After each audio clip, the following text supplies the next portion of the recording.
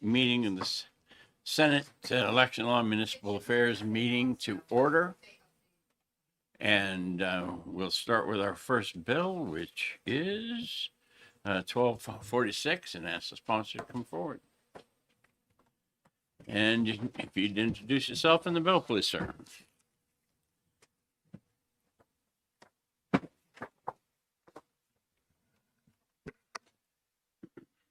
Thank you, Chairman Gray and honorable senators.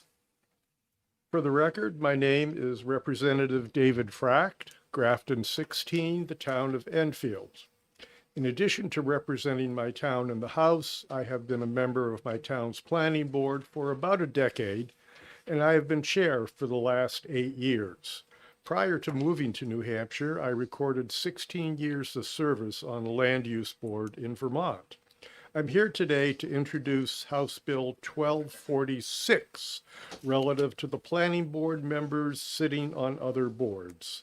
This bill is a companion bill to last year's HB 92, but it's from the perspective of a planning board member, not from the perspective of a zoning board member.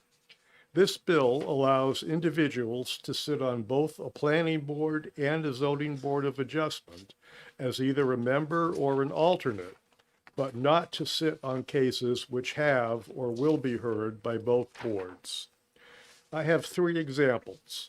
Number 1, the planning board issues a decision on a site plan brought by applicant A, which is then appealed to the zoning board.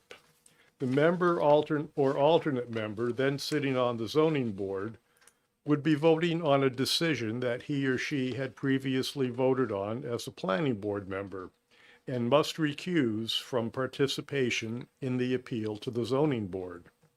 Example 2, a member of the zoning board participates in a decision to grant a variance to applicant B. That member cannot then sit on the planning board as an alternate considering the same project. And my final example, a member of a planning board participates in a subdivision application which has previously received a variance from the zoning board. The planning board conditions its affirmative decision upon the applicant receiving another variance from the zoning board.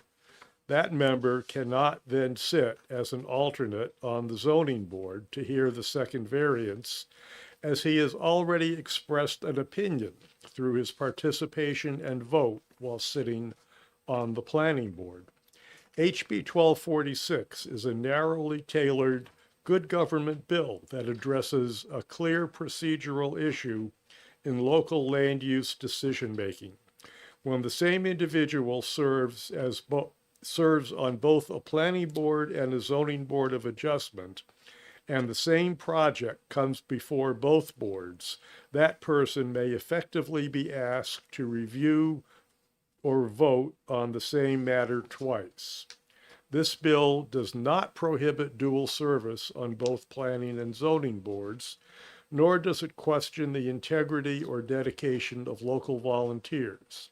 Instead, it provides a simple, bright-line rule requiring recusal in limited circumstances to avoid conflicts, preserve impartiality, and protect the integrity of the record.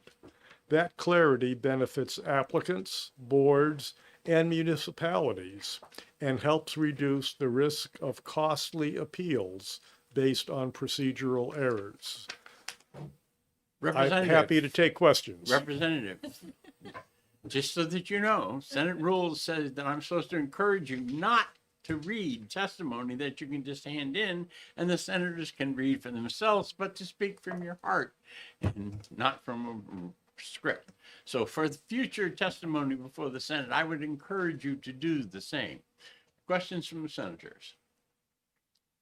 Certainly. Thank you, Mr. Senator. Thank you, Mr. Chairman. Thank you, Representative, for coming in. I know you gave some hypotheticals examples. Do you have any examples where this has actually been an issue in our municipalities? In my town, it has. Okay. Thank you. And that would be Enfield. Enfield. Yep. Got it. Any further questions? Seeing none, thank you very much for your testimony. The only other person that signed up did not wish to speak is in support, and the online signups are 5 in support and 0 opposed. And with that, I will close public hearing.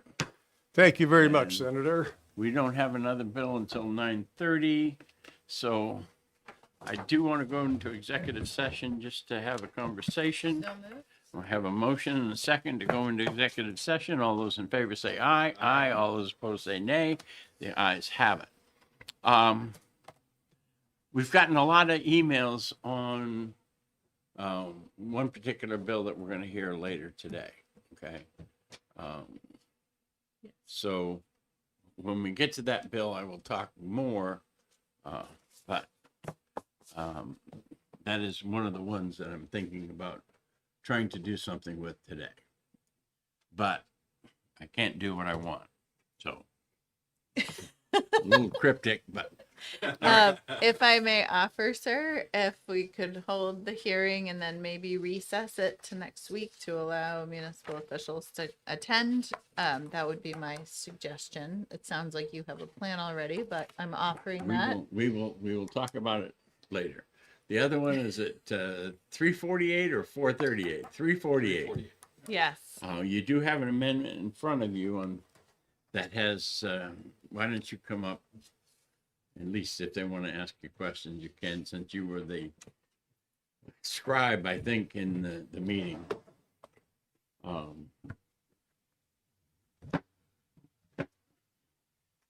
I was over at the breakfast over at One Granite Place this morning with people who were talking about disability community and stuff. Certainly they're interested in this, and when I explained to them some of the things that the bill was doing, they really had no idea. So I want to give you a chance if anybody wants to speak to the amendment. If I may, Yeah. thank you, Mr. Chairman. So obviously, we heard that there was a similar bill in HHS that came out, and we passed it. We put it on consent. In looking at this bill, there's a broader scope to this than what we had in HHS. I was able to look at the amendment and review the amendment and talk to the parties that also came before HHS when we had a similar topic come forward. You know, looking at that, looking at this amendment, I think the amendment that's been drafted covers the concerns that were brought up in another committee, but also expands the scope, which was the intent of 348. I support the amendment. There's a small change that I would probably suggest, friendly change, and that would be the effective date. I think it's put in there as 60 days. If we get to execing that, I would probably offer a committee amendment to change that, to push it out just a little more, make sure, you know, our communities and municipalities have enough time to ensure that their procedures are in place. Senator? Thank you. I have heard much discussion about this, but it might be helpful for everybody involved if perhaps I could ask Sarah to just enumerate the couple discussion points that have been going on between the parties and share any feedback on the new amendments. Certainly, that's why I asked her forward. Thank you. Could I have a copy of the amendment so I can just? No Thanks. way. No, right? I don't have it in my I don't have it memorized. For the record, my name is Sarah Burke Cohen. I represent the New Hampshire Municipal Association. Senator Gray asked last week, right? Last week. Okay. Seems like 3 weeks ago. Last week for NHMA, New Hampshire Legal Assistance, Representative Rhodes, and the New Hampshire Local Welfare Administrators Association to sit down and talk about 348 to make it where we could make it workable for sort of the municipalities and the applicants. So part of, if you move through the bill, a couple of things to keep in mind, I'm sorry, the amendment, a couple of things to keep in mind. It's a local option to require, so it doesn't require a municipality to adopt proof of residency. It's a local option, number one. But the shall comes after if proof of residency is adopted by the municipality, there are certain requirements of that proof of residency. We did talk a lot about documentation, what that looks like for folks, especially those folks who are homeless or don't have storage for their paperwork. Let's just put it that way. So that's part of the reason why the attestation was added, to ensure that people who don't have any documentation can still, seek welfare assistance, and if there is a residency requirement, have that proof of residency. So in the list of documentation, excuse me, we changed. We really expanded it to clarify government or court issued documentation, issued documents, to address the issue of sometimes people don't have a current lease, but they have an eviction notice. So that would be or a landlord tenant writ or a writ of possession would be a court issued document. We added together, we discussed what that looked like. We didn't want to have sort of a documentation hanging out there for, this was an eviction notice I received last year. So we talked about what that looked like to ensure that we're looking at current residency. So we came up with 60 days between the three organizations as an appropriate amount of time to kind of tie you into a current residency. The attestation language, we left in there. We think that's important to have. We sort of put it down for the social service provider to have an existing service relationship instead of a pre-existing. We felt that term wasn't quite appropriate, but existing relationship would mean that a person has to have some sort of relationship. I couldn't just walk up to, can I call you Anthony? Okay. I'll walk up to Anthony and say, hey, can you write this attestation for me that I live in Concord? It needs to be a little bit more than that. Moving through the amendment, we moved up and placed in sort of that initial adoption of guidelines, information about domestic violence, stalking, sexual assault victims, so that it was clear that, God bless you, so that it was clear that residency for victims that are fleeing an abuser is not required. So even if residency is adopted by a municipality, and someone applies for local welfare and says, I'm fleeing, I'm a domestic violence victim, they do not have to prove residency. We felt that was very important to protect those victims of domestic violence, sexual assault. Sort of moving through the remainder of the amendment, we did touch base on the other big area we touched base on was temporary emergency assistance. You'll notice that we sort of upped the timeline of how long emergency assistance would be required to be offered from 72 hours to 6 days. We had a long discussion about what that looks like. And because municipalities have varying hours of operation due to their size, we decided that 6 days was an appropriate amount to ensure that coordination and communication could take place between an applicant and local welfare officials. If if Concord's calling Orange and Orange is only open a certain amount of time and a weekend is involved with that. Moving on to the portion of sort of 348, this amendment that overlaps with 441. It gets into the hearing residency. Intermunicipal hearing process. So we wanted to make sure that something had to be done relative to local welfare, and that people couldn't be just hanging there with emergency assistance and at the end of the 6 days nothing happens. So we know from local welfare officials that discussions already take place, but we wanted to put it in the statutory scheme, sort of per New Hampshire legal assistance, to ensure that people aren't getting sort of pushed out into the cold. So you'll see on page 3, under section 3, which is expensive general assistance, amending 165:2-A, you'll see that there is a shall there, so that after local welfare is applied, and if someone believes that it is a resident of the person is a resident of another community, they have to do something. They have to either contact the local welfare official, and talk to them. They need to request that the other municipality take on that case management, or they have to request a hearing. So we put that in there to ensure that something has to happen. If you're questioning residency, you have to do something about it. You can't just say after 6 days of emergency assistance, you're done. And then from there, talks about how the hearing process works, which is very, like I said, similar to what 441 has in place.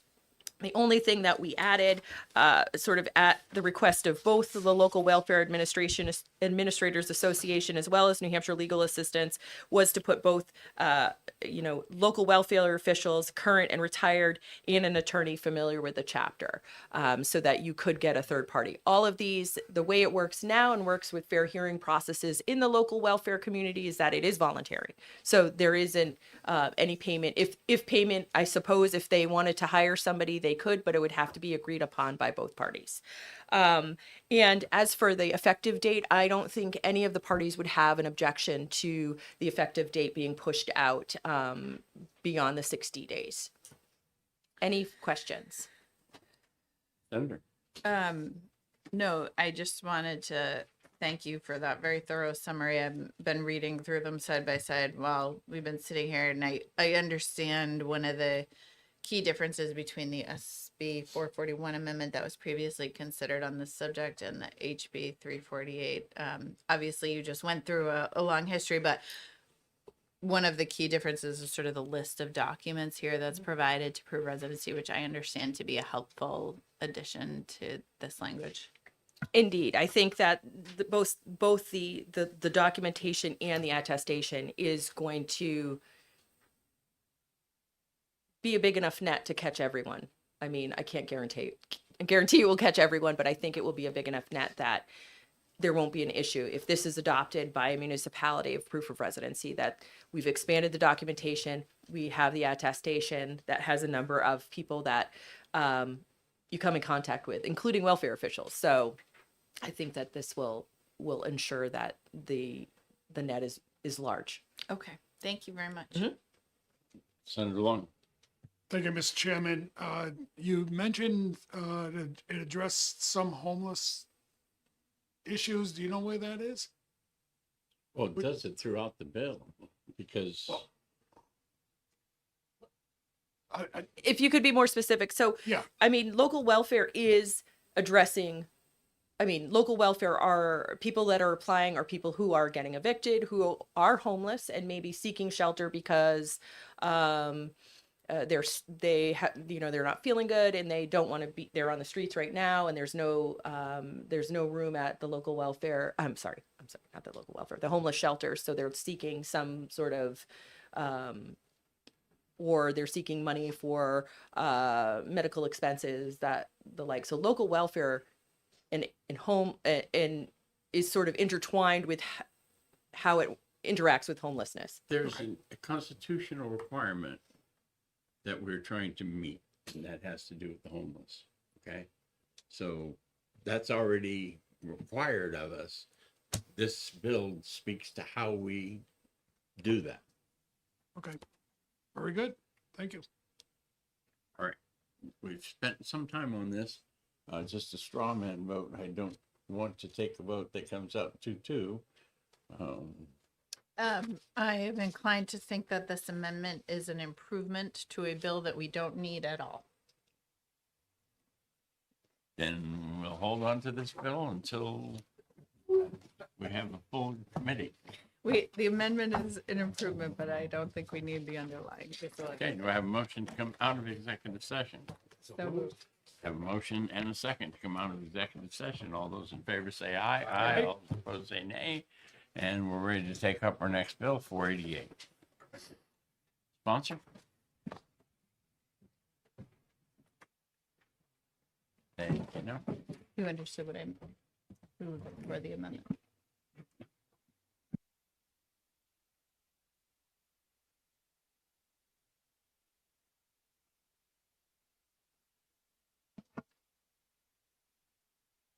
Okay, if you'd introduce yourself and the bill, please. Good morning, Senator Brett Gray. Morning, Senators. I'm Representative Walter Spilsbury, representing Sullivan County District 3, towns of Charlestown, Unity, and Newport.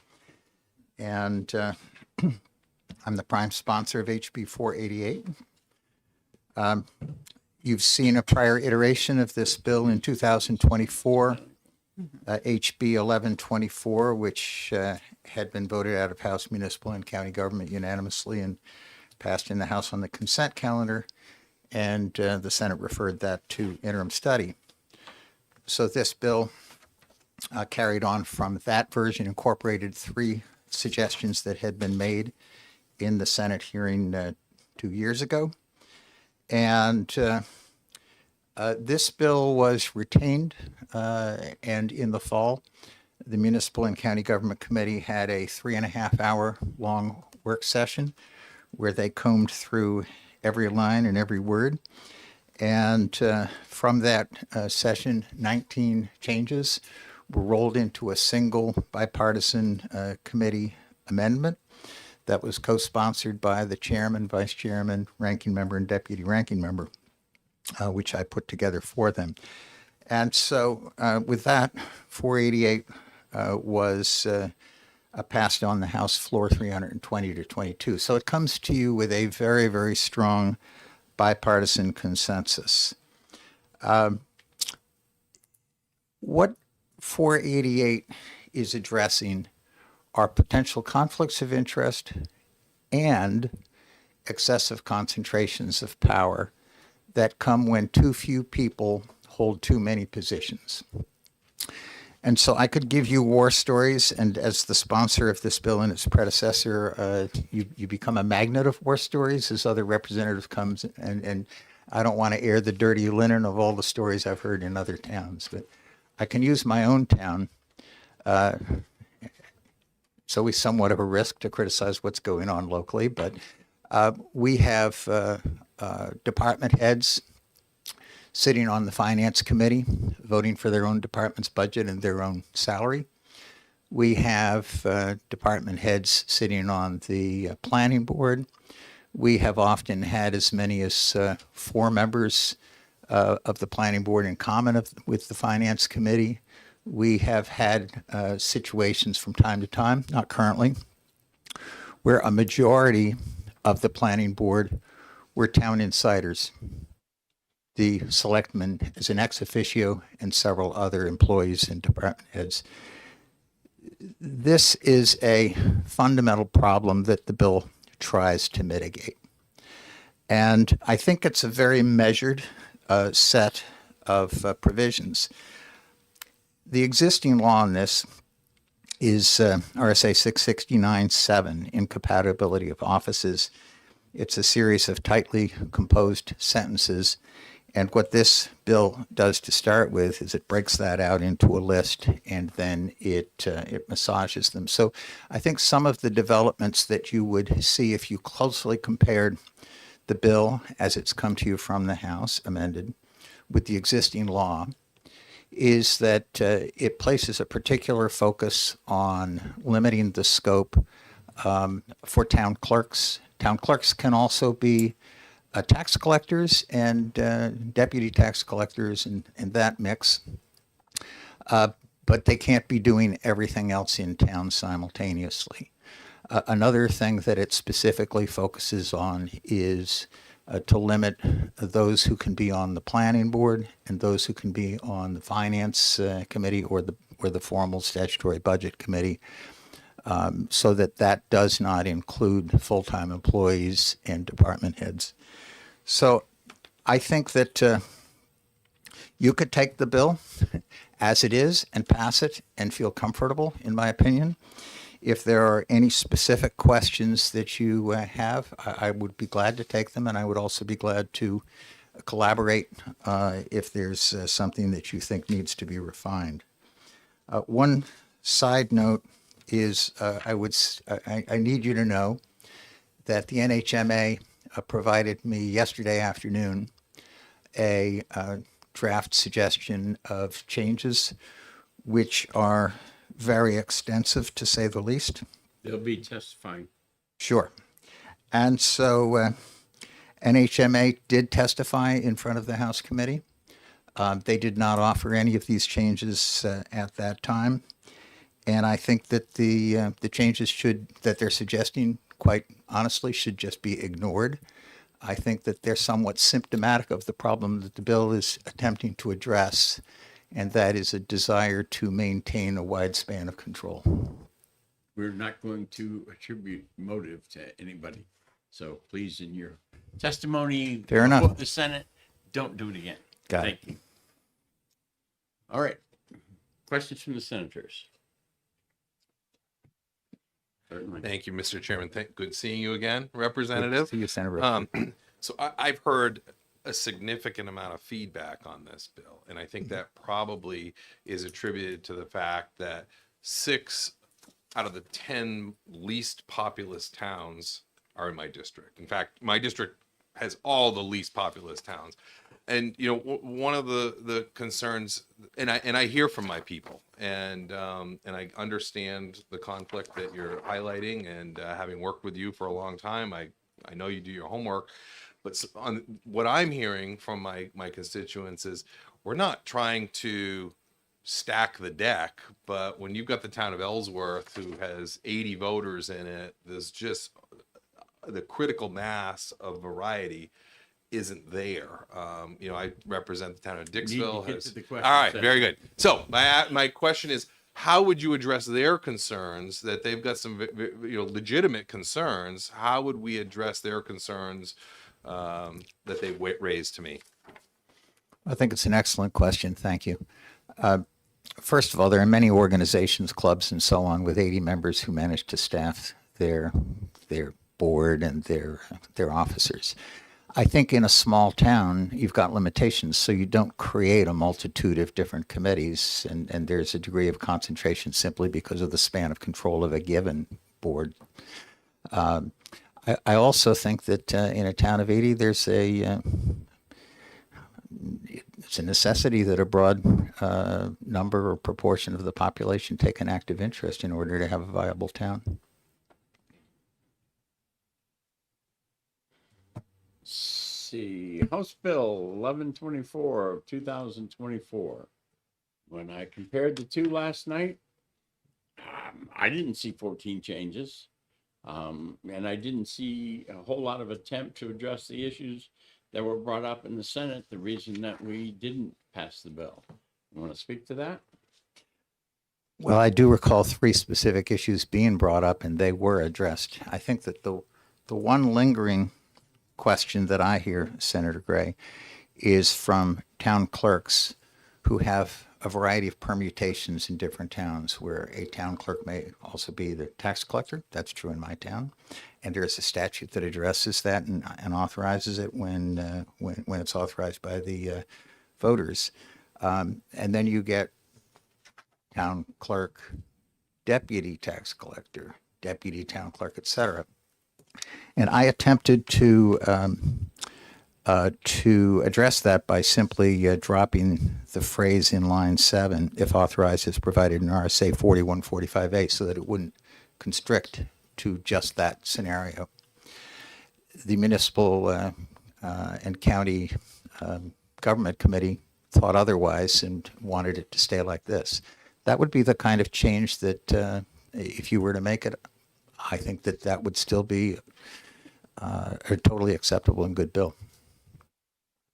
Second question, why can't the localities issue their own prohibition against incompatible offices? We do that in other areas. Well, it's certainly possible for them to do that, but the situations that I see going on, both in my town and many others, have arisen despite that authority. So the question is whether the motive is there and whether the leaders steer the community in that direction. Wouldn't a petition warrant article that accomplishes that in a particular town that's got problems be appropriate and be able to provide that limitation? I think that's certainly possible, but it means then you're isolating to, somebody who wants to take the initiative and get the dynamic rolling in a given town, and you got 234 towns operating independently. we do have 669.7.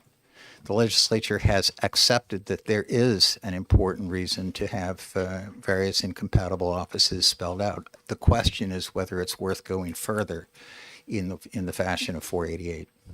Additional questions from the senators? Thank you very much. Thank you. Mr. Healy?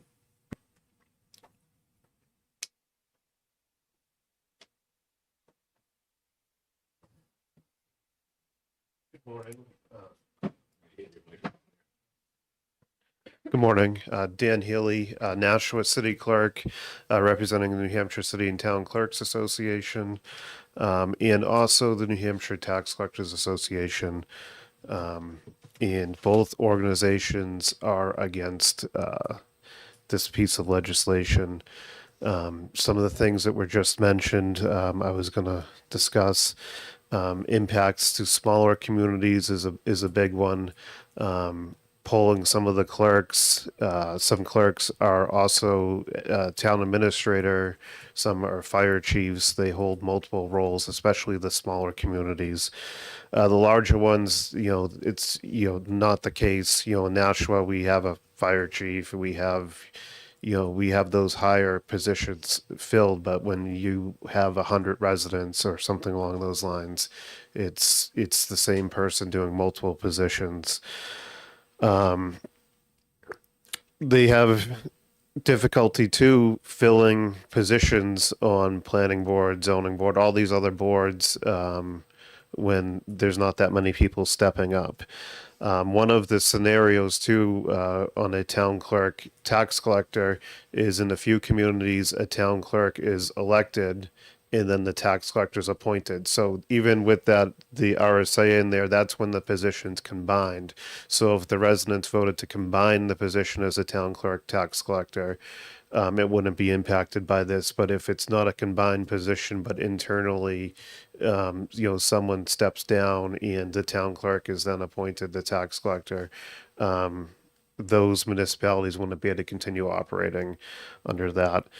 And my last point, which was just mentioned, is that if a community feels that there is some conflict, that they could put in an ordinance or do a change petition article, something along those lines. So both the Clerks Association, the Tax Collectors Association are against this bill.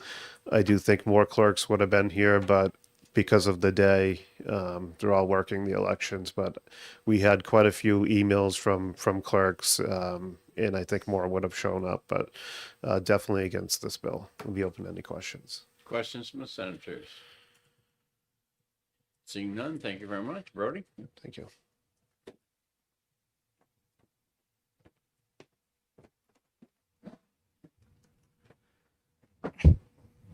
Thank you, Mr. Chairman, and thank you to the committee for taking my testimony this morning. I do have a letter from Cordell Johnston, the legal counsel for the New Hampshire City Towns and Clerks Association. I believe he emailed it to your committee last evening, but I just believe so. just wanted to make sure we had paper copies distributed for the hearing today. Again, for the record, Brody Deshays, I represent the New Hampshire Municipal Association, and we are opposed to House Bill 488. Our position is that the current law covers clear and present conflicts of interest for local officials administering to elections and handling and or overseeing funds. The statutes as they've existed have been little changed since 1979, and when they adopted some of these original conflicts of interest or office incompatibility statutes, so we should also adopt RSA 31:39-A, which is a local adoption of more stringent local office incompatibilities. So the legislature wouldn't need to deal with every specific circumstance. They could defer to localities, and depending on your municipality's size and how many people you have interested running for offices and what kinds of conflicts could potentially arise, local voters would weigh in and would be the ones who ultimately determine what's best for their community. I'm not going to get into all the details. I believe the previous speaker, the Nashua City Clerk, touched on a lot of the specific issues related to clerks. I do just want to touch on two. One is finance directors. There's some increased incompatibilities for finance directors, but it's very typical for another administrative official, especially like a town manager or town administrator, to serve also as a finance director. It's important to increase government efficiency for people to possibly wear two hats doing these types of administrative functions. Additionally, some of these office incompatibilities is currently written in House Bill 488 would seem to imply that it's office incompatibilities for multiple municipalities. So you might have someone who serves as a town manager or a finance director in one municipality, but in another municipality is elected as a selectman. We believe that's a really important issue that should be addressed should the committee decide to move forward with the bill. Additionally, I want to point out with the local land use boards, prohibiting municipal employees from serving on local land use boards, especially ones such as like a heritage commission that's just providing very objective advisory opinions to the planning board or to the community on preserving history, that there isn't a clear and present conflict of interest. So there's multiple places where office incompatibilities are being established under House Bill 488, where there isn't this clear and present conflict of interest inherent in the offices. I could go into more detail, but I'm going to be respectful of the committee's time. I'd be happy to answer any questions about the bill. And we did have a draft amendment, and from hearing from the prime sponsors' feedback, we're not going to move forward and push for that amendment unless the committee would like to work with NHMA on an amendment to this bill. Thank you. Questions from senators? Seeing none, thank you very much. Thank you. That's the last person who signed up and wished to speak. There were 2 additional persons that signed up that did not wish to speak, both in support of the bill, and the online signups were 4 in support, 8 opposed. And with that, I will close the public hearing.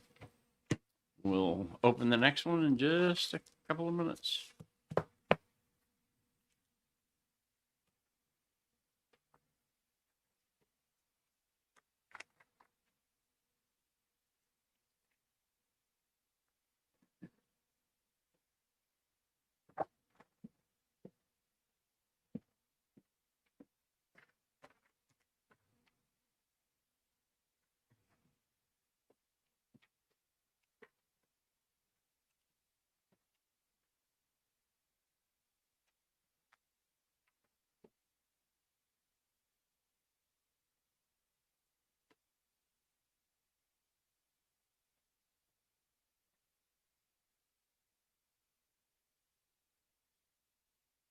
You ready, Jessica?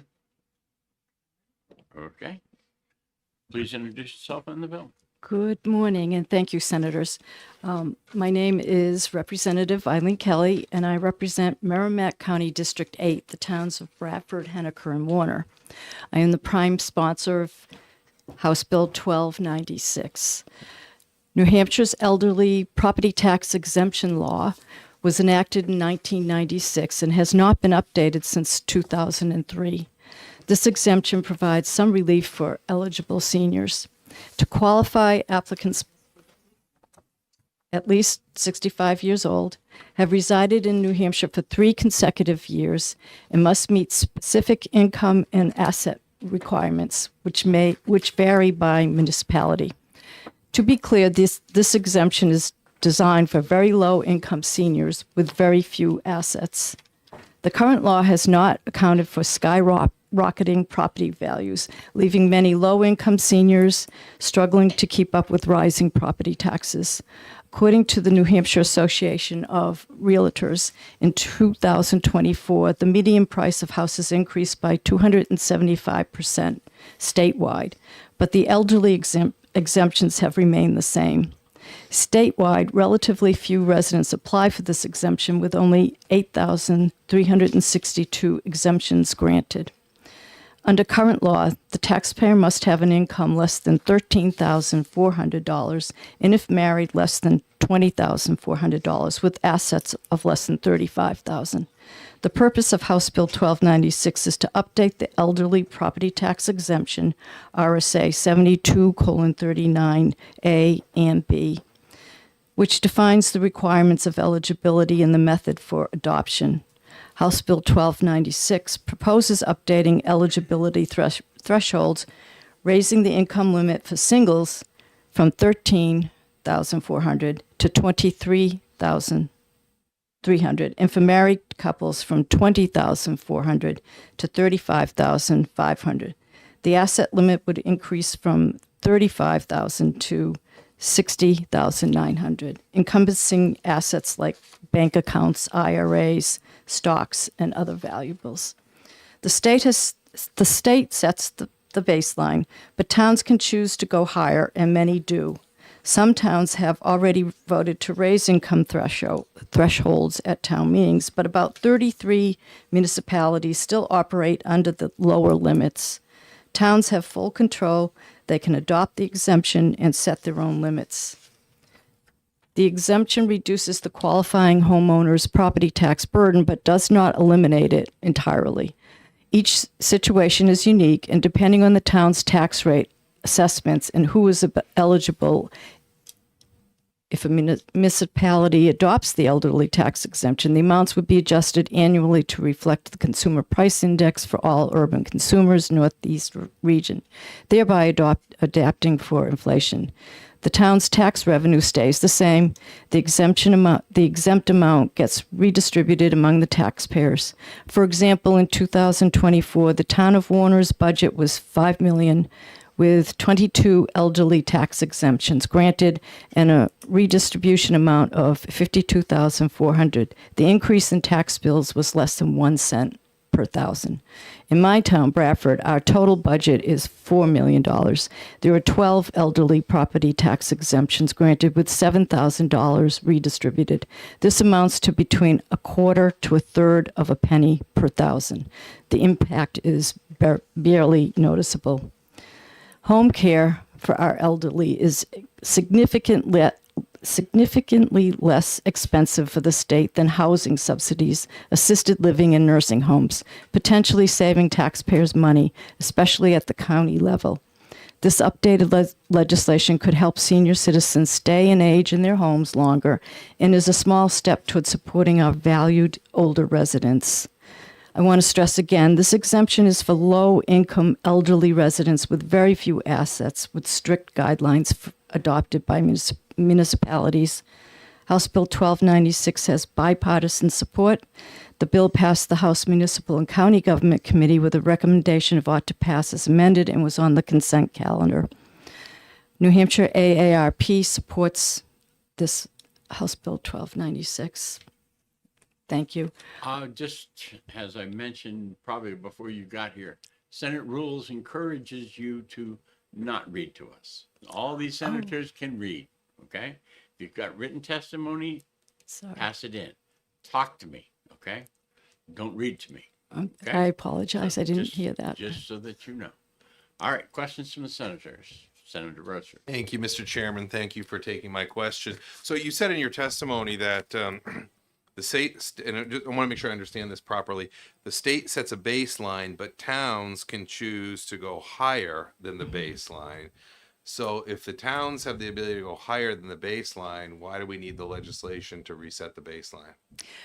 There are still 33 towns out there that are still at that very low level, so we're hoping to increase the floor of it. So if obviously they have the authority to do this on their own, and I would imagine that if they had a need or a desire or input from their community, they would do this. In this case, we're saying you got to do it. Actually, no town has to do it. No town has to adopt this program at all. They Okay. can choose not to participate. But among those towns that are still at that low level, that's probably a town that has less income among their residents, especially the older ones. So we're trying to just boost that for our elderly citizens. Thank you. Again, the way I look at this, it is a mandate that we're putting down on the towns, should they want to do it. And they can already adjust those income levels to other things.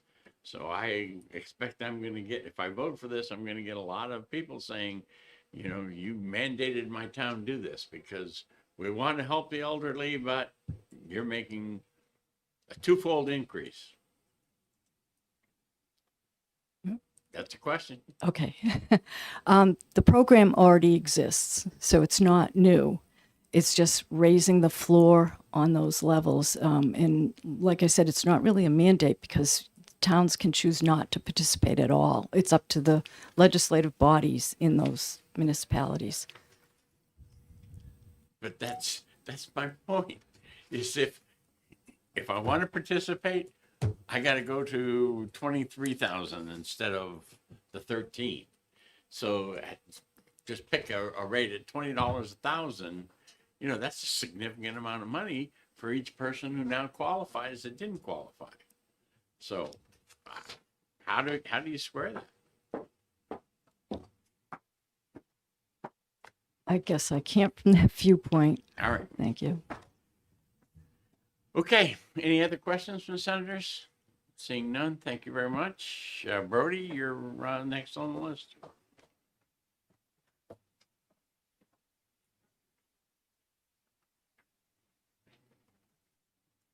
I should have skipped him, huh?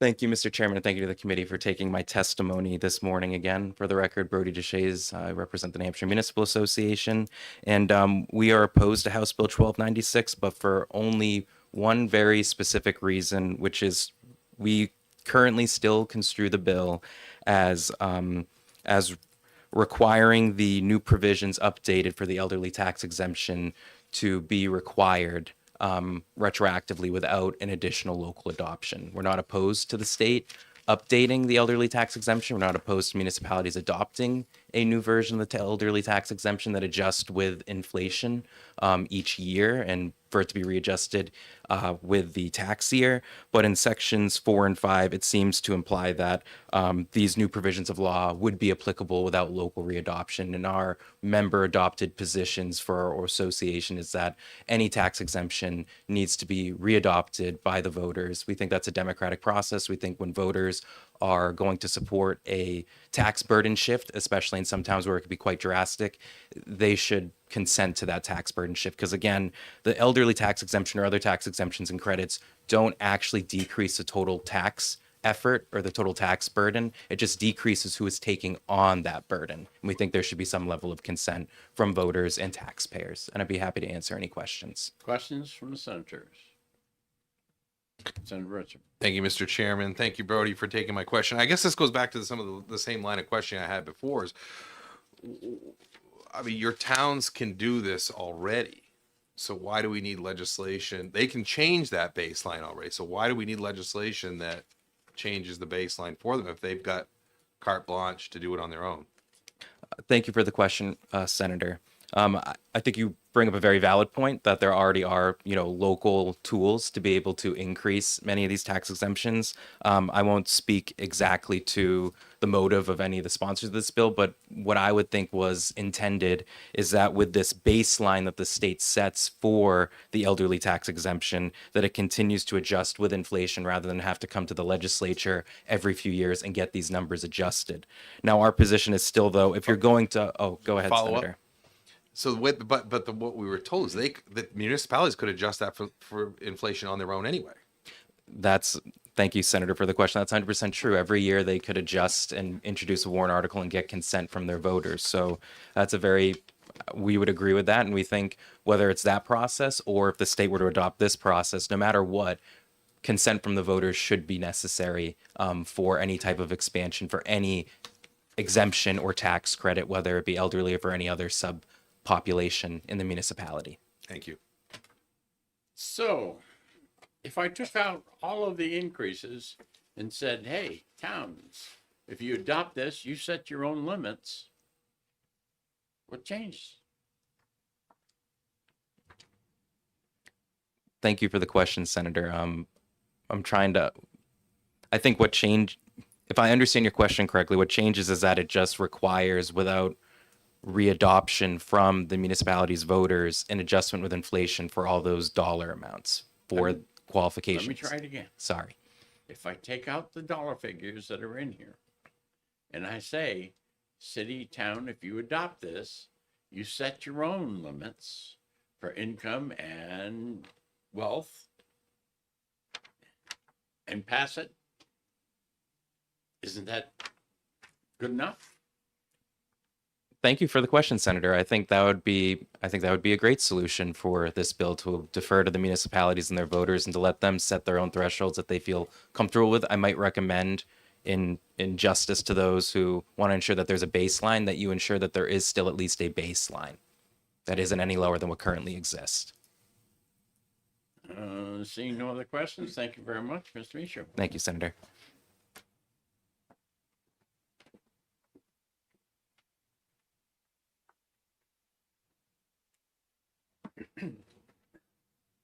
Good morning, Senators and Mr. Chair. For the record, my name is Jim Michaud. I'm Chief Assessor for the Town of Hudson.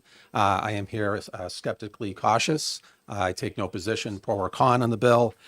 Just through my experience in 30 plus years of conducting assessing, I look at these bills and I look at them from an administrative point of view. One of the things I did was I went to the DRA website, which has the 2024 exemptions and credits, and I said, what part of this bill would override some portion of the municipality's income and asset limits and or exemption amounts? And I came up with 48% of all of New Hampshire's municipalities will have some sort of override, because this is an override bill, will have some sort of override, whether it be the exemption amount, the single income amount, the merit income amount, or the net assets. So that spreadsheet is attached in my handout for testimony. So that's about 112 communities, many of them in the least populated areas of the state. So I think that would be something important for the committee to understand.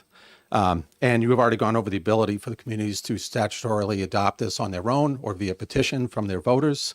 And so they already have that. Page 1, lines 29 and 30, Consumer Price Index for all urban consumers, Northeast region. The Bureau of Labor Statistics has 2 categories for that. It has all items or all items less food and energy, but the proposal doesn't tell us which one the DRA is supposed to choose. So if this is going to go forward, maybe that would be a good idea to amend that. Page 1, lines 27 through 28, for tax years beginning April 1, 26, the commission shall adjust, et cetera, CPI. So I asked myself, and this is the last spreadsheet in my handout, what would this look like 5 years out if we assume a CPI adjustment of 3.3%, which of course is compounded, and it's about a 15% increase at the end of 5 years, again, based upon an assumption of 3.3%. And I think it's important to project out, this automatic increase that occurs, not because the voters voted for it, but because it's being put in the statute in this fashion as an override. And do the automatic CPI adjustments represent a sustainable trajectory for all New Hampshire municipalities? There are municipalities such as Bedford that do annually look at inflation and adjust their income, asset, and I believe their exemption amounts as well. So communities already have the ability. That's already been covered. Page 2, lines 1 through 2, the commissioner shall publish the updated threshold amounts by technical information release, TIRs. That's okay. They can publish them, but how do municipalities get them? The Department of Revenue does not issue TIRs, does not send notice of TIRs to the municipalities. So I suppose some communities would look at DRA's website. I look at it once in a while. So maybe if there's something in there, have some suggested language that the DRA provide notice to each municipality, just so they know to increase the amount of the exemption, and also more people would be allowed in with the increased income and asset amounts. Page 2, lines 3 through 4. This gets into some of the technical aspects. The sentence on page 2, lines 3 through 4, the threshold amounts applicable to each municipality shall be those corresponding to the year of their most recent reval. But how does that work? If I did a reval in 25, in 27, do I not adopt these? Do I adopt these? I'm not quite sure what that sentence means. I didn't hear any testimony at the House level that addresses what this really means. Item number 6, at the bottom of my page 2, similar question. So if I did a reval in 27, do I just use the 2027 year CPI adjusted amounts all the way to 2031 when my next reval is? I don't know. I mean, it's implied, but I'm not sure if that's true or not. Number 7, my point number 7 on page 3, is CPI the appropriate metric to apply against assets as opposed to income? I've not seen any CPI metrics applied against asset measurements in any other statutory setting, maybe against income, but I'm not sure about assets. In the present RSA, there are proposed automatic CPI adjustments. The there are no proposed automatic CPI adjustments, but this law is calling for it. This sets precedents for the future for other RSAs. I understand RSAs can sit on their own, but it's possible that the best path forward is to maybe eliminate the CPI component and maybe just adjust the minimums. But that's up to you all. Hudson is far above these income and asset and exemption amounts, and will continue to be. This is a mandated exemption. The elderly exemption, unlike the disabled exemption, a death exemption, and this is by DRA, it is a mandated exemption. Every community has to have an elderly exemption. That is a fact. And that is the extent of my testimony. Questions from the senators? Seeing none, thank you very much. Thank you. That's the last person who signed up and wished to speak. There was one additional person who signed up and did not wish to speak in support. And there were online 19 in support and 1 opposed. And with that, close the public hearing, and we'll start the next hearing in just a minute.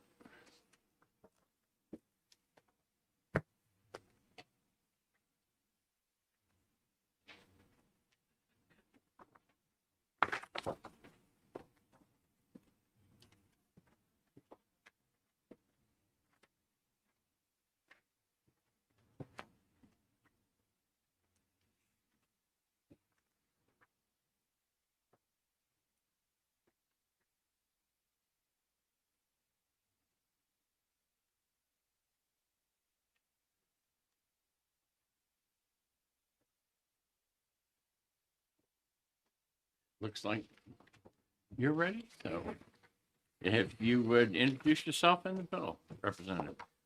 Happy to do that. Representative Len Turcott, representing the towns of Barrington and Stratford, Stratford District 4. I must say this is an extremely intimate setting. I introduced before you House Bill 1044 as amended by House Municipal and County. This came out of their committee unanimous, bipartisan, I believe it was 17-0.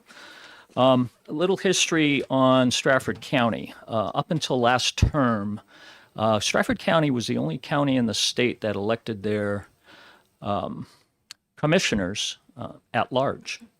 For 40 years that occurred. In a county that is 60-40 Republican and Democrat, you can imagine 60-40, Democrat, Republican. For 40 years, it was a one-party county. We changed that. I drafted a bill, and we were able to actually get Stratford for the first time ever to elect their commissioners by district. We ran into after that happened, we ran into a situation not long after that. Everybody involved with that bill missed something. We actually had to go before the ballot election commission. They agreed with us, but they said they didn't have the authority. We fixed that last year. Now we have another issue. What happened was one of our 3 commissioners, not long after getting elected into his district, moved to the southwest of the United States for health reasons. And under the current law, what happened was the entire, with the exception of Hillsborough County, I love how there's so many little exceptions throughout our RSAs, but with the exception of Hillsborough County, the commissioner from the vacated district is appointed by the members of the county convention, not the district that individual came from. This goes both ways. This is not a Democrat or Republican issue. It goes both directions. So what happened was the Stratford County delegation, 60-40 Democrat, appointed a new commissioner in a Republican district. So what this simply does is it puts the entire state doing what Hillsborough was doing, and that is the members of the county convention will fill any openings due to being vacated by a commissioner. That's all it does. You will see Amendment 69 by Representative Power. They felt that the second part of that needed a little bit of clarification. So they clean that up, and that, in a nutshell, is what it does. Questions from senators? Senator Long. Thank you, Mr. Chairman. Thank you for your testimony. Sure. So this will be, to fill the commissioner's seat, it'll be just the votes of the delegates that are in The that district. commissioner's. Exactly. Just like Hillsborough County has been doing. Now everybody would be under that. Yes. Okay. Yep. And a follow-up, if I may. So it's a majority of the ballots cast. So this would be a meeting of that delegation, of that commissioner? I assume so, yes. Delegation. Yep. Okay, and who would call that meeting? That's a good question. I would imagine it would be Chair? the chair, yeah, of the delegation. In our case, Representative Howland. Okay. Okay, great. Thank you. Thank you. Additional questions? Just a slight correction. I believe that in your testimony, you said Stratford County was the only one that elected them at large. I believe that there was one other county that the commissioners have to live in a particular district, but they are elected at large. That is correct. Yes, you're correct. Just a slight correction. I should have clarified it that we were the only county that didn't elect by district, would have been more clarifying. Yep. Okay. All right. Seeing no additional questions, thank you very much. Thank you. Kate?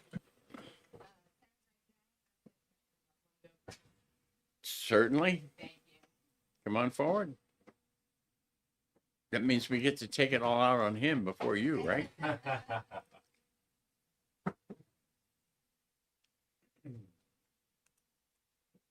Good morning, Mr. Chairman and honorable senators. Hit the button to get the red light. And don't forget your name.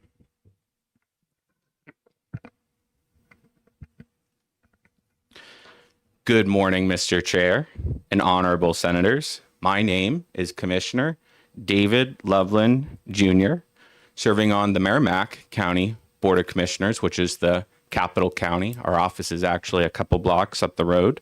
My district, District 3, covers 8 towns, the towns of Hopkinton, Henniker, Dunbarton, Hooksett, Epsom, Pembroke, Pittsfield, and Allenstown.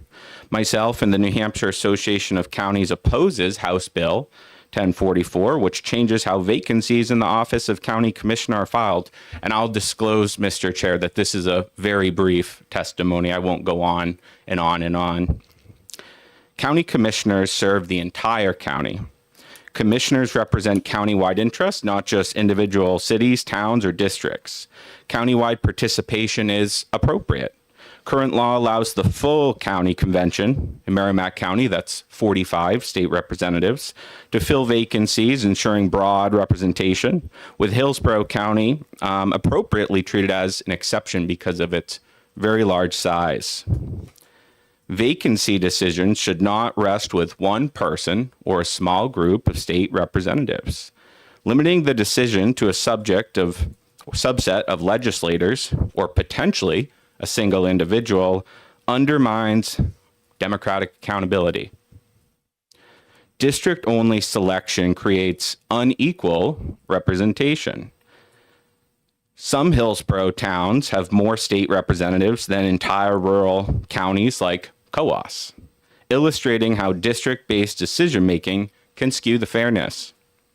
One-size-fits-all governments does not work. Counties vary widely in population and representation. The law should reflect those differences rather than impose a uniform, one-size-fits-all rule. No demonstrated need for change.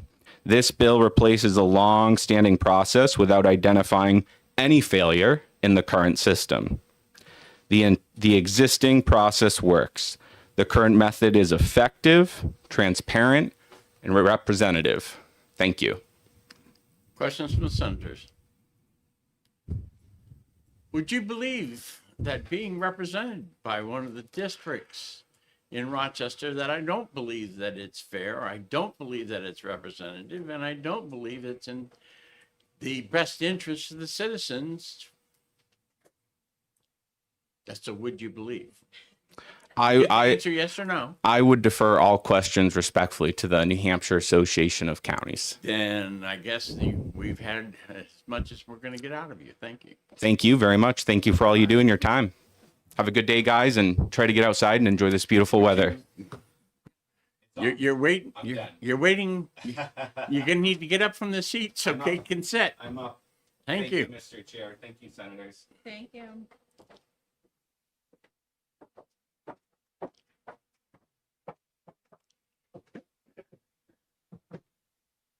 Good morning, Mr. Chair and members of the committee. And yes, Senator Gray would believe that, just to answer your question off the bat.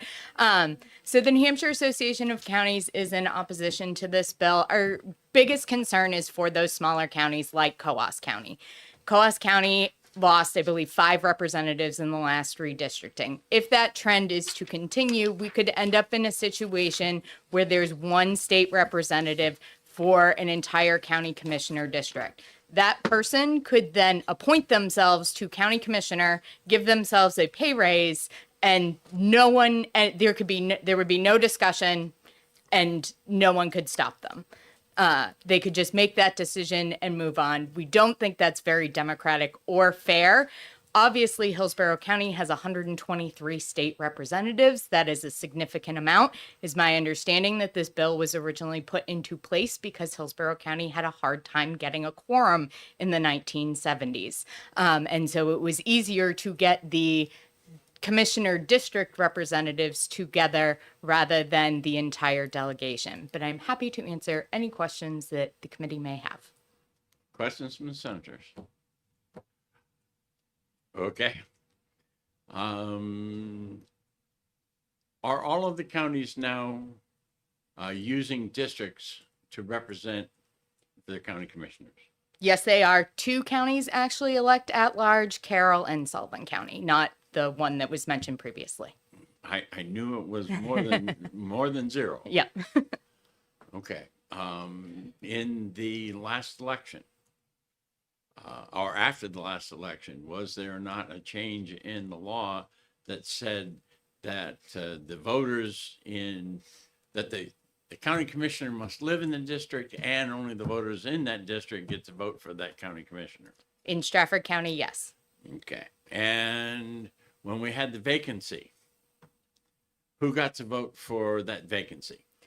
The Stratford County delegation did get to vote for that vacancy, as every other county would in their vacancies. Vacancies are not common, but they do happen. In the 10 years I've worked with county government, there have been 3 vacancies across 3 different counties. So the only thing this bill really changes is that the people who represent a town in that district would be the ones who elected that county commissioner, pretty much the same as the voters in those towns are the ones who are elected the original county commissioner. And I believe our concern remains for the smaller counties that you could have a situation where one state rep is appointing themselves to be county commissioner, and that is a concern to us. And you'll have to show me that, because in Coos County, I don't know how many there are. There are 9. 9. 3 commissioners, yeah, 9. And so they represent multiple communities and could overlap.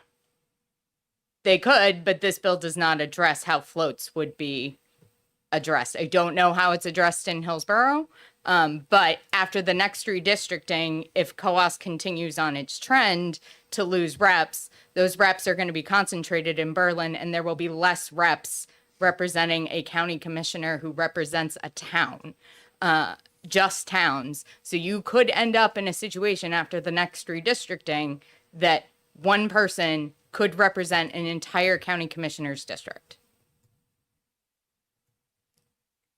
But aren't you required to have 3 county commissioners in Coos? Can I try again? Yeah. So Coos has 3 county commissioners. Yeah. 1 resigns. If the trend for redistricting for Coos County continues to lose reps, their reps are continued to be concentrated in the city of Berlin, right? Because that's where the population is. You could have 1 state rep that only represents a county commissioner's district that does not have a piece of Berlin. And that one person could appoint themselves to fill that county commissioner vacancy, and no one would be able to stop them. And there'd be no discussion about it because it's one person.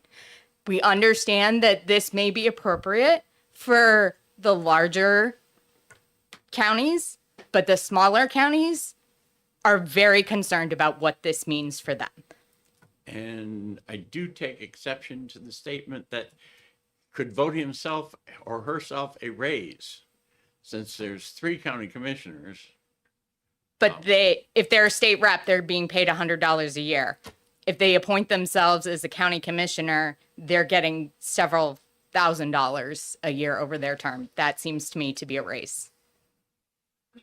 But they would not be able to, if there's 2 other county commissioners, they would not be able to vote themselves a raise. But If I may, Senator, I think what she's saying is they could appoint themselves, and being the positioner of just being the mere fact that they are a commissioner, that money is significantly more than what they're getting. So I think that's the point that she's I making. understand that part, but the way it was expressed in the testimony, and I apologize if that was confusing, but Senator Rochford is understanding the point I'm attempting to make. all right, I will stop asking questions. Anybody else? Seeing none, thank you very much. you. And there were one additional person who signed up to and did not wish to speak in support. There were online 4 in support, 9 opposed. And with that, we will close the public hearing. Do I have a motion to go into executive session? So moved. We have a motion and a second to go into executive session. All those in favor say aye. Aye. All those opposed say nay. The ayes have it. We're in executive session. I don't know that we're in a place that we're going to be able to do a lot of executive today. Chairman, I'd like to clarify an earlier statement I made in executive session so Yeah. that my intent is understood, which is that I do intend to vote for the amendment you brought forward today to HB 348. That doesn't change my opinion that we don't need the underlying piece of legislation, but I do intend to vote for your amendment as an improvement. But if there's it sounds like if I go forward, I'm a tie vote on the bill as amended. And I can avoid that if I don't take that motion today I see. and go to another day to do that. Okay, understood. I just wanted All to right. make sure you understood my position. Yes, ma'am. Thank you. There might be a couple we can do today. Well, certainly we can talk about anyone you want to talk about. What would you like to talk about, Senator? Like HB 1246, perhaps? 1246.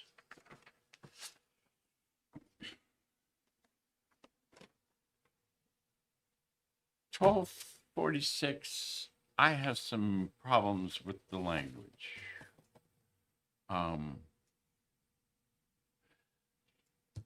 Certainly, when the prime sponsor was talking to me before the meeting, I expressed an opinion that,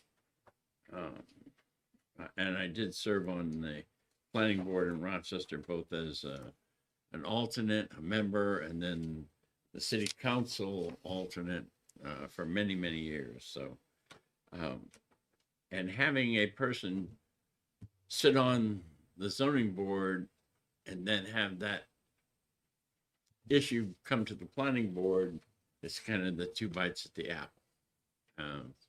But I'm not sure I like the language that's in that right now, the way it is. I think that member probably ought to be given the choice of which one, so that it can recuse themselves of one or the other. And it also may be whether or not there's sufficient members on that board to have a quorum if they do recuse themselves.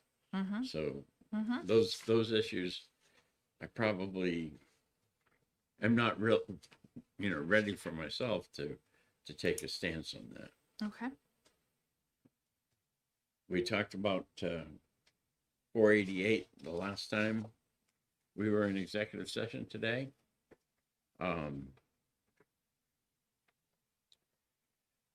I certainly believe that a locality has the ability to solve this one on their own with a local ordinance that would define incompatible offices. I'm sure that NHMA is listening to that and will look to see if there is some kind of requirement that doesn't allow them to do that. And if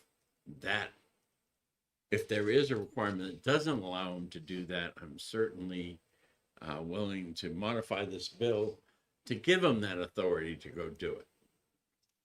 But in the smaller communities, it becomes tough, okay? You have a community that's got 6 people in it. And to hold an election, each one of them has to hold an office because you need 3 selectmen, a moderator, or a clerk, and the supervisor of the checklist. Okay? I understand that. Okay? So I'm going to give NHMA, at least for my vote, time to look at that. And if the community wants to pass a petition for an article or whatever to resolve the situation, it's certainly up to them to go do that. We heard 1296, and that was elderly exemption.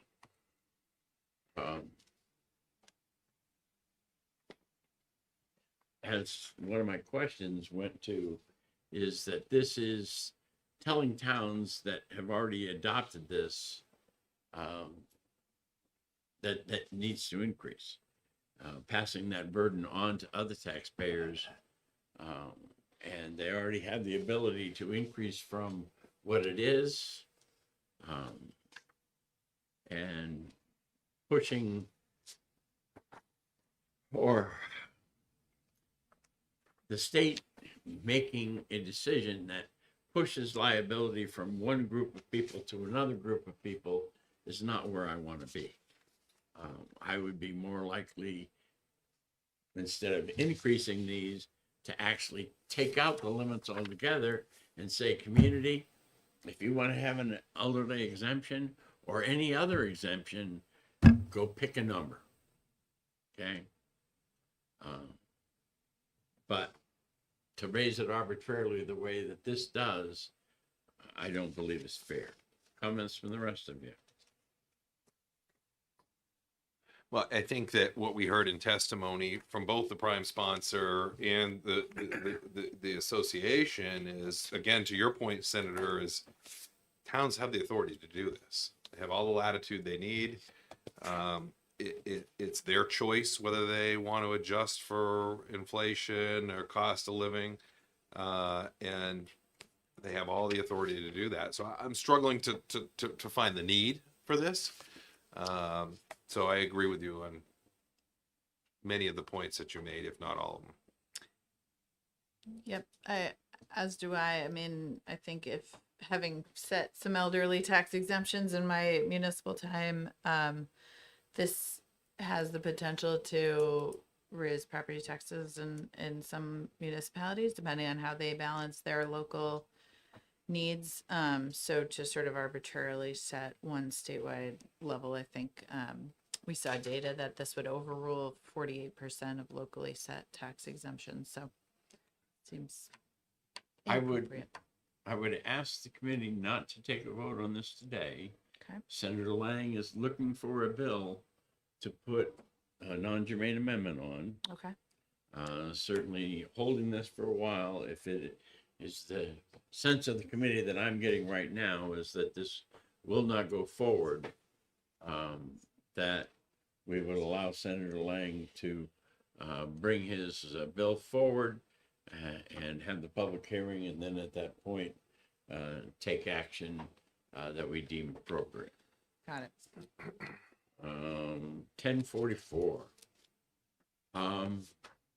So how do I split the baby? Okay. Do I say, Coas County, you're exempt to this?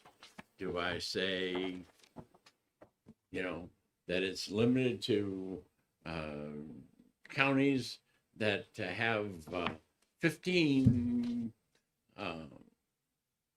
representatives, what do I do? And I want people to weigh in on that. Because if Coas County is still, you have to live in a district to be able to represent that district in the county, that pushes me one way. If, as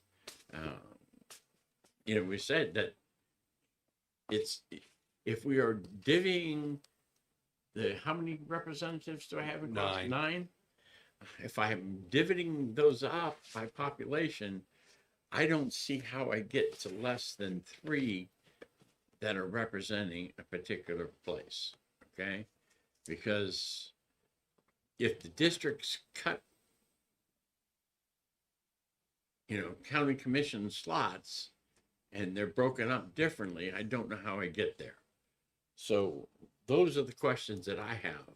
And I certainly, Kate, if you want to get on my calendar and show me a map of Coas County and how they're broken out and, how the reps are and all of that, I certainly would be able to listen to that additional testimony. And if any of the other senators want that level of detail, certainly they can ask you for it the same as I'm asking you for it. But I don't see how in the county that I get less than 3 representatives in a district, because the districts have to be set up by population. And so, if I have 5 reps in Berlin and the surrounding communities, then I've still got X number in the other communities. So anybody have any comments or questions on that? I do want to comment that, Kate's testimony was a valid concern, and I think the baby needs to be split.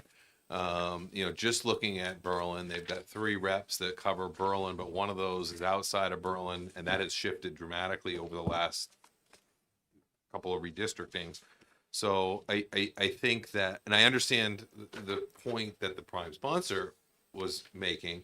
So I think your comment that the baby needs to be split, unless we can accommodate for Coas County, which I think we can. I'm confident that Kate can come up with some solution there. Not to put any pressure on her, but I will. But no, I think that she brings up some valid points, and they are real points. And that's one of the struggles that's coming from Coas County, is the whole county just has 9 reps, whereas you have some communities in town in New Hampshire that have significantly more just for one community. So I would like to be in on that conversation, Kate. Okay. Anything else on that one? We've already talked about 348 and holding on to that for a little while.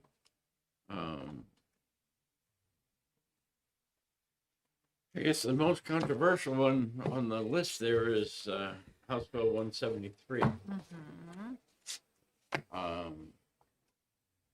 And certainly current practice is that if you show up at the deliberative session, you can do pretty much anything you want to that article. With the slight exception of what we did a couple of years ago, that said you had to have the subject in there. But saying, well, gee, I just don't want to show up at the deliberative session, and this isn't my opinion, this is some of the sentiment that's been given to me. I don't want to show up at the deliberative session, so I don't want, anybody else to change anything that I signed the petition to. Doesn't necessarily seem that that's appropriate also. Because those people that do show up at the deliberative session are taking part in the democratic process the way the laws are set right now in the state of New Hampshire. So that causes me, concern. And in the past, we've had, bills come before us that talk about, I want to change from this form of town government to this form of town government. Oh, but I don't want to do it with the vote the way we're doing it now. I want to use the other method of doing and again, you're trying to, again, in my opinion, subvert the system and what was passed and done a particular way. And the people said, this is the way we want to do it. And then going back and saying, oh, but for this vote, we're going to do it the other way. This kind of smacks of the same kind of thing. So that's all I've got to say. If anybody else wants to comment on any of the other ones, I don't see us taking action on any of those today, especially since Senator Lang isn't here. And if we look, there's only really two that represent the town form of government. The rest of us are city people, and we do things differently in the city. Well, on 173, I mean, I share the concerns of the prime sponsor overall. I shouldn't say I share the concerns. I understand what he's saying. But to your point, Senator, is, the process isn't just sticking a bill in. I mean, if you equate it to what we do, it would be kind of like saying, I'm going to introduce a bill, and then after that, I'm going to wipe my hands of it. And to expect a committee to take something and not change it is unrealistic, because that's part of the process. So if you're going to put in a warrant, that's step one. That can be amended and changed along the process. And I think it's incumbent on the people, if it's important enough, to participate in that process and understand that, things change. There's not one of us here that has seen a bill. We think we know what it's about. And then as we learn about it, our perspectives change. And I think that is just reflective of the process. And to prevent that is, I think, a little short-sighted. And so I am a town meeting process person. I've been on the receiving end of this. I don't necessarily think it needs to be changed at this point. Further discussion on this or any other bill? I would tend to agree. I think that in addition to everything my colleague just said, there's really no reason to treat a petitioned warrant article different than a traditional warrant article. Senator Lang may have a different opinion. We can talk about that when he gets here, I suppose. Okay. Seeing no other discussion, do I have a motion to come out of executive session? So moved. Second? We have a motion to come out of, a motion and a second to come out of executive session. All those in favor say aye. Aye. All those opposed say nay. The ayes have it. We're out of executive session. Our business of the day being complete, we are adjourned.